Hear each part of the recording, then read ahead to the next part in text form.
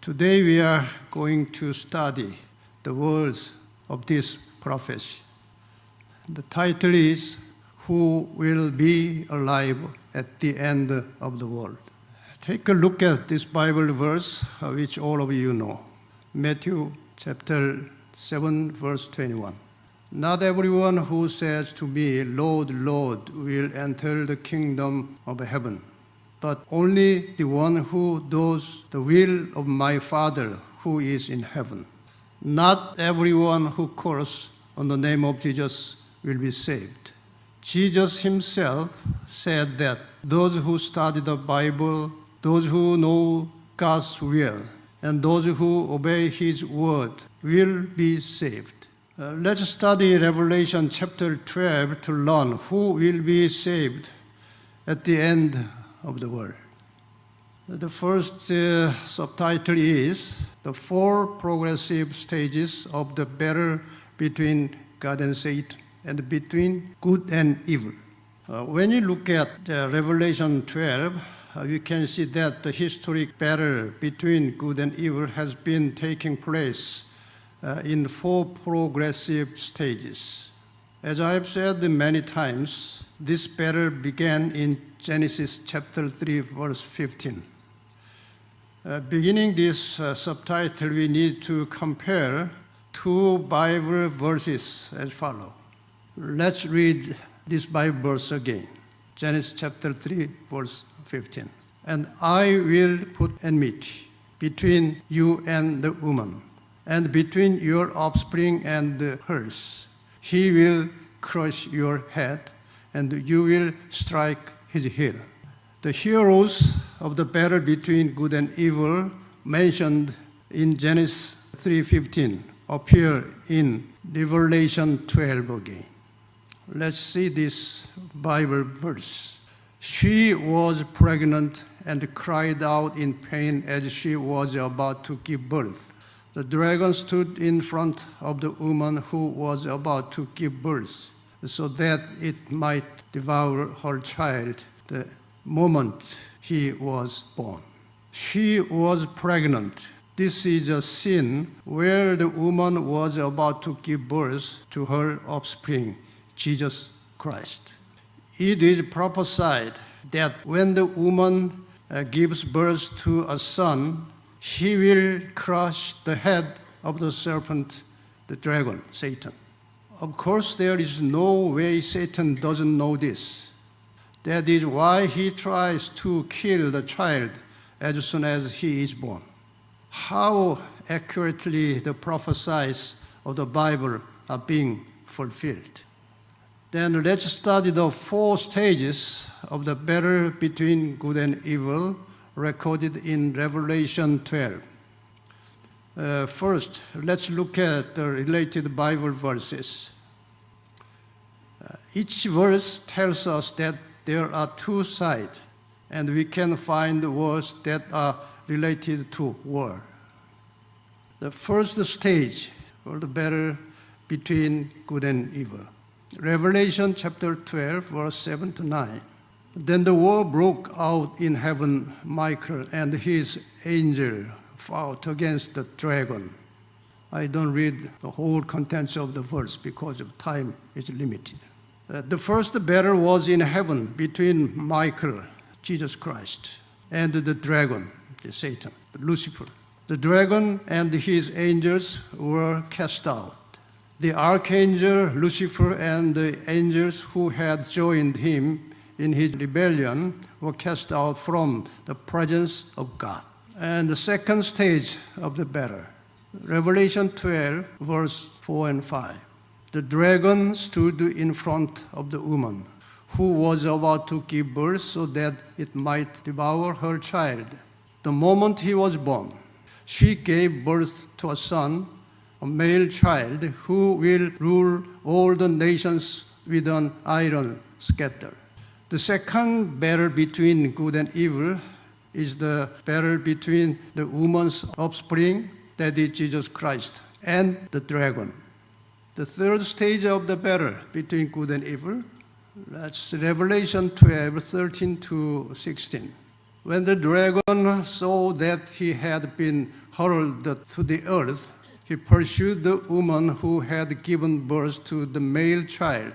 The woman was given the two wings of the great eagle, so that she might fly to the place prepared for her in the wilderness, where she would be taken care of for a time, times and half a time, out of the serpent's reach. Then from his mouth the serpent spewed water like a river to overtake the woman and sweep her away with the torrent. But the earth helped the woman by opening its mouth and swallowing the river that the dragon had spewed out of his mouth. Quite a long verse. The third battle is Satan's persecution of the church that was born on this earth after Jesus died on the cross, was resurrected and ascended to heaven. The church in Europe was on the verge of complete destruction, but the British Puritans came to America and established a Christian nation, and the church revived in this land. Therefore, the land that saved the woman who was on the verge of death in this battle verse refers to America, where you are living now. And the fourth stage of the battle between good and evil. Revelation chapter 12, 17. Then the dragon was enraged at the woman and went off to wage war against the rest of her spring, those who keep God's commands and hold fast their testimony about Jesus. Satan has again corrupted the church in America. You probably know what the state of America churches are like today. Not only the churches in America, but most churches around the world today have become secularized and corrupted beyond God's word. Despite this, there are true and genuine Christians in this world who are faithful to God and His commandments. In this verse, the rest means the remnant people. I like to tell you very important points in this verse. If we see King James Version Bible, it says, the remnant of her seed. The remnant of her seed. We are not just the remnant of woman, but the remnant of her seed. This is right translation, which means the remnant of Jesus Christ. We are. What do you think of this interpretation? It tells us that we, the remnant, has the same blood with Jesus Christ spiritually. Because of that, Jesus calls us his brothers and sisters. Therefore, we, the remnant, must resemble Jesus Christ, who is our eldest brother. Then let's review the four stages of the battle between the good and evil. I will ask you and you answer about this question. What about the first battle between good and evil? Between who and who? Dragon and Michael. What about second battle between who and who? Forget already? Dragon and the seed of woman. What about third battle? Dragon and woman, the church. The fourth, dragon and remnant. This is the whole picture of the battle between good and evil, recorded in Revelation chapter 12. When we put the four battles in a diagram, it would look like this. The four stages of the process of the battle between good and evil. There are four stages. Good is woman, evil is dragon. In the first stage of the battle, there was battle between Michael and dragon. Eventually, the dragon was dispelled. After that accident, there was creation. And After some time, human had sinned and fell. Right after the fall, God promised the seed of woman to save man from the sin and death.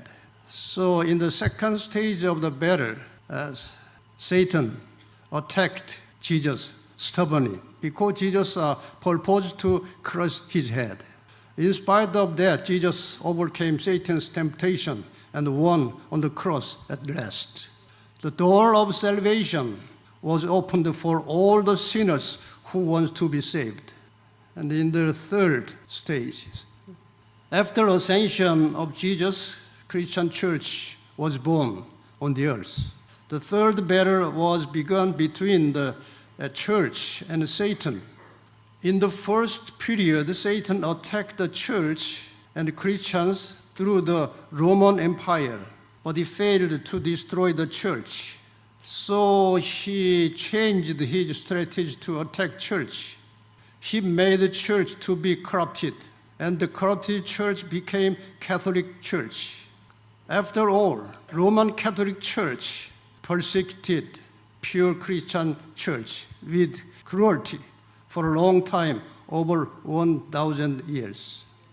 The persecution was finished in 1798 by the death of the Pope Pius VI. And let's think about the fourth stage. According to the Bible prophecy, the last battle is supposed to fight between the remnant church and papacy plus USA. The flag of the remnant is the Sabbath of God's commandments. And the other side, the flag of the Pope, is the Sunday of man's tradition. This is another whole picture of the battle between good and evil that was written in Revelation 12. Then let's study to know what process took place after 1798 when the remnant was born. The papacy and the United States and Satan's final strategies are found in Revelation 13, but we will not be able to study them during this period due to the lack of time. Historical background for the birth of the remnant church. We will study about this. We will study the historical background of the birth of the remnant church from now. The remnant church started from the root of the Reformation. The Reformation started by reformers who wanted to follow the Bible by breaking away from the unbiblical teachings of the old religion, that is, Catholicism. Since then, many Protestant churches emerged. As we look at the historical background of the birth of Protestantism, whenever some reformers found the new Bible doctrines and teachings, they established new churches. Let's see about that. 1517, the Lutheran Church was established, separated from old church, Catholic. And 1520, Reformed Church was separated from Lutheran. And 1525, Anabaptist Church derived from Reformed. In 1534, Anglican Church was separated from Reformed. And 1560, Presbyterian Church was derived from Reformed. And 1612, the Baptist Church was separated from Anglican. And 1787, Methodist Church from Anglican. I'm not going to explain in detail the doctrines of each denomination because time is not enough. Was this a good thing or a bad thing? What do you think of this phenomenon? Good or bad? It was a good thing because this Reformation helped us to find the truth of the Bible. However, we have only one Bible, so we should have only one church with all the Bible truths. It is not God's will for many churches to be formed taking only certain parts of the Bible. Fulfilling God's will involves gathering all truths into one. This is God's desire. God wants one church to have all these truths and bring others into it. Anyway, with a historical event, these scattered and divided truths were gathered into one. And it began in the early 19th century with a man named William Miller. Let's study about the background of the Adventist movement in the early 19th century. From the 16th to 18th centuries, the Catholic Church's persecution of Protestants was very intense. From 1816 to 1818, William Miller studied Bible prophecy, including 2,300 days, and was convinced that Jesus would return in 1844. He was convinced that 2,300 years from then would be maybe 1843 and later 1844. William Miller's conviction about Jesus' return is based on this Bible verse. For 2,003 days, then the sanctuary shall be cleansed. At that time, there was no light of truth on the sanctuary. So Miller interpreted the cleansing of the sanctuary as Jesus' second coming to cleanse the earth. Furthermore, he believed that Jesus would come in 1844. Let's study about 2,300 years very briefly. William Miller found the 2,300 days began 457 BC. If so, these 2,300 days would be finished 1844. At first time, he calculated 1843, but later he changed because that calculation was wrong. The Advent movement spread in North America through the Miller's teaching from the beginning of 1831. Although Miller realized these truths from the Bible in the year 1818, he only began to share his discovery in 1831. In the beginning, the Advent movement was welcomed by many denominations, and many people joined the Advent movement. At that time, this was a very groundbreaking discovery in terms of biblical knowledge, so many people responded to his teaching.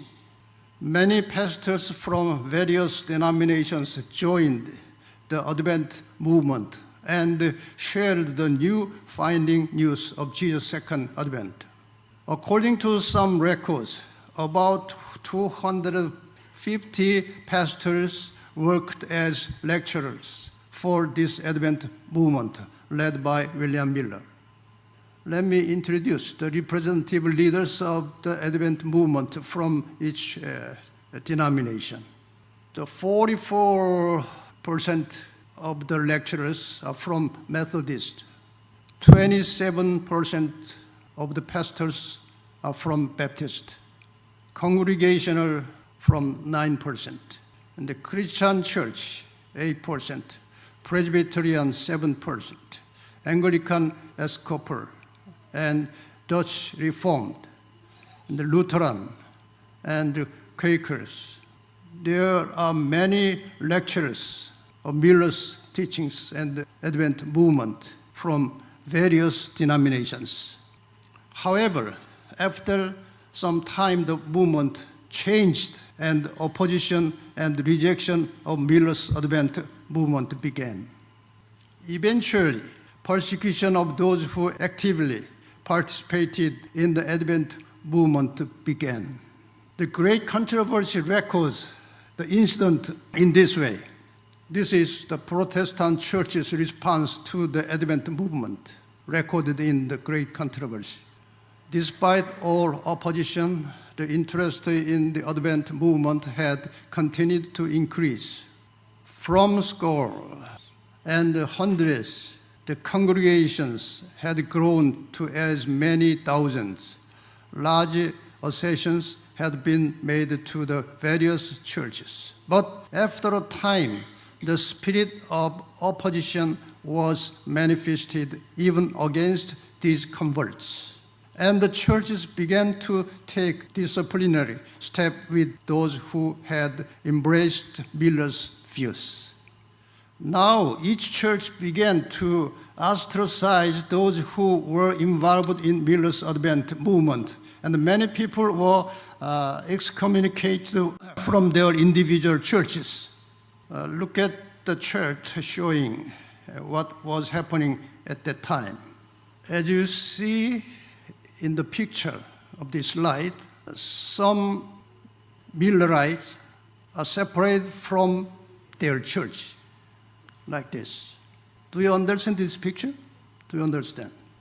From each different denomination, the believers who left their church formed a large group of believers and were carrying out the Advent movement. I hope all of you understand this picture. However, in the process, they set the date of Jesus' second coming, and it was set for October 22, 1844, as I've said. However, nothing happened on October 22. Those who were waiting for the second coming of Jesus experienced great disappointment and became the laughing stock of those around them. They did not sow seed in the spring of 1844. Why? Because they believed that the Lord would come before the harvest. They gave all their assets to missionary work. Can you just imagine how great their disappointment must have been? One history book explains the situation at that time as follows. This is a very flat and wide rock. This rock was called the Ascension Rock. This rock is known as the Ascension Rock. It is said that many of the Adventists climbed this rock on October 22, 1844, to see the sky clearly and waited for the second coming of Jesus Christ. But he didn't come. We waited for the Lord until midnight, but as the day passed, our disappointment became clear. A sadness that I had never experienced before rushed through my whole body. Even if I lose all my friends on this earth, I wouldn't have been this sad. We cried and cried until dawn. This is the situation and condition of that time. However, the great controversy records this great disappointment as follows. After the great disappointments, the tares and the wheat are separated. Because of this great disappointment was a very, very important accident in Christian history. Those who had based on their faith upon the opinions of others and not upon the word of God were now as ready again to change their views. The scoffers won the weak and the cowardly to their ranks, and all these united in declaring that there could be no more fears or expectation now. The honest, sincere believers had given up all for Christ and had shared his presence as never before. They had, as they believed, given their last warning to the world. There were two kinds of people at the time after the great disappointment. So after the great disappointment of 1844, those who were waiting for the second coming of Jesus were divided into two groups, true Christian and nominal Christians. If we could represent the situation in a diagram, it would look like this. For those who did not give up on their faith in second coming of Jesus, even after experiencing the great disappointment, were very faithful Christians. But the number was very few. The most important thing that we can learn from this is that people from various denominations with different doctrines and truths had come together. This is a very, very important accident in this time. So we need to study about the meaning of the result of Miller's Advent movement. It went beyond denominations. Churches and believers from various denominations had the opportunity to meet and fellowship with another. There was no this kind of accident, this kind of event before the great disappointment. It had awakened, heightened an interest in the second coming of Jesus Christ, which can be said to be the final conclusion of Christian faith and human salvation. After experiencing the great disappointment, the true and godly Christians were separated from the nominal Christians. Let me read this again, because this is a very important point. After experiencing the great disappointment, the true and godly Christians were separated from the nominal Christians. The believers who had been excommunicated from different denominations gathered together and shared the biblical doctrines of each denomination. This is very important. Do you understand this painting? What do you think of this picture? What kind of picture is this? I had an opportunity to visit the General Conference headquarters for the annual assembly meeting as the president of Korean Union Conference. I saw this painting hanging on the second floor of the General Conference headquarters. This picture depicts the scene of religious leaders coming together from different denominations after the great disappointment in 1844. They consolidated the truths of the Bible from their individual churches. And when these truths were confirmed among them as the truths of the Bible, they accepted them and solidified their belief system. You understand? From this process, they also learned the meaning of the cleansing of sanctuary and realized that the purification of the sanctuary in October 1844 was not about the literal second coming, but that the judgment before the second coming had begun. Let me explain again what had taken place at the time using diagram like this. 1831, the Advent movement was begun. Various denominations joined this Advent movement. Lutheran, Methodist, Anglican, Seventh-day Baptist. At that time, there was no Seventh-day Adventist. This is Seventh-day Baptist. The Presbyterian Church, the Reformed, the Baptist, Anabaptist, and so on. What happened after this? There was great disappointment, 1844. After that, Seventh-day Adventist Church was established, 1860. Our birth year, our church birth year is 1860. This is how the doctrine of the Seventh-day Adventist Church was developed. We have gathered all the Bible truths held by various denominations. Therefore, the Seventh-day Adventist Church has completed the spirit of the Reformation, only the Bible. By gathering together all the biblical doctrines of each various Protestant denomination that had divided them and became the church that complete the truths of the entire Bible. When you look at the criticism of the Adventist Church by famous Catholic priests, you will be able to understand this history a little better. Doctrinal structure of the Adventist Church. The writer of this book, James Cardinal Gibbons, he wrote this book, The Faith of Our Fathers. This is a very famous book. In this book, this writer criticized the Adventist Church like this.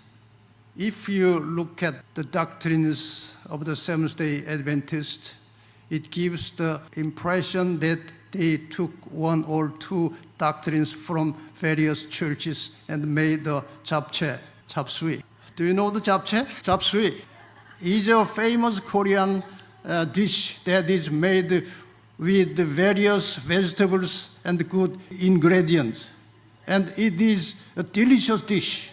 It is similar to a Chinese dish called chop suey in the United States. For example, that is in the Catholic Church, the need for each individual's cooperation for salvation. In Judaism, the Saturday Sabbath, giving 1/10 of income, and the fasting from pork, etc. In Protestantism, the canonicalism of the Bible alone. And in the Baptist, denial of infant baptism and baptism. And in modern hygiene, the rejection of tobacco, coffee, tea, and alcohol, etc. What was wrong? No wrong there. So actually he tried to attack Adventist church doctrines, but he expressed very reasonably. I think so. So it is not wrong to say that the doctrine of the Seventh-day Adventists is like japchae, having all right ingredients to make a delicious dish. When we roughly summarize the doctrine of the Seventh-day Adventist Church as a remnant church, it would be like this. I try to arrange important doctrines of Seventh-day Adventist. We have faith salvation. We have sanctuary truth. We have Bible prophesies. We have soul extinction. We have the message about health and home. We have second advent and the resurrection. We have the 10 commandments and Sabbath keeping. We have 3 angels' messages. We have baptism and communion. What a beautiful it is. What a beautiful harmony of the Bible doctrines it is. Lastly, let me arrange what SDA Church is. The Seventh-day Adventist is. The Seventh-day Adventist believe in the Bible as the absolute authority and the standard of faith. Okay? Second, firmly believe in salvation through faith in Jesus Christ only. 3, believe and practice the biblical custom of baptism by immersion, not sprinkling, and received as members by his church according to the teachings of the Bible. 4, as the saints who have been redeemed, we keep the 10 commandments, including the Sabbath command. Not in order to be saved, but because we are saved, we keep God's commandment. 5, believe that the body is the temple of God and we must take good care of our health. 6, attach importance to family and children's education and for healthful living. 7, believe in the second coming of Jesus Christ and in the resurrection based on the Bible prophecy. 8, make self-sacrifice in life to serve and help others. 9, practice godliness in the process of sanctification to resemble the character of Jesus. Share the gospel to the world as one institution. This is Seventh-day Adventist Church. SDA Church is not the church that provides the salvation for human beings, but the church that developing, keeping, and sharing the Bible truths which lead and guide to the eternal life and the heavenly kingdom. You cannot be saved through the Adventist church. You can be saved through the Bible truths and obeying the Bible truths. You are saved through Jesus' death on the cross and the Bible-centered truths that this church has. You are saved through faith in Jesus and obedience to God's word. Jesus wants you to be saved through the truth.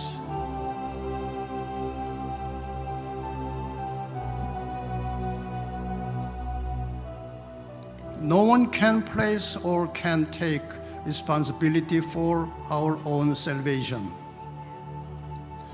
No church or denomination can be responsible for our salvation. No pastor in the world can guarantee our personal salvation. Salvation is a serious matter that needs one's own decision and responsibility. Jesus said, "The truth will set you free." If you meet the wrong pastor or join a wrong church, you may learn distorted truths. Therefore, all believers must pray to God with an honest heart and seek the truth. The Holy Spirit will guide those who seek the truth, leading to all truth. Don't be satisfied with your current faith and truth you believe in, but search for deeper truth and the light. God will guide your path. It is said that those who will survive in the end time will be the remnant who keep the commandments of God and have faith in Jesus Christ. May we be faithful to keep God's commandments and be the children of God's love.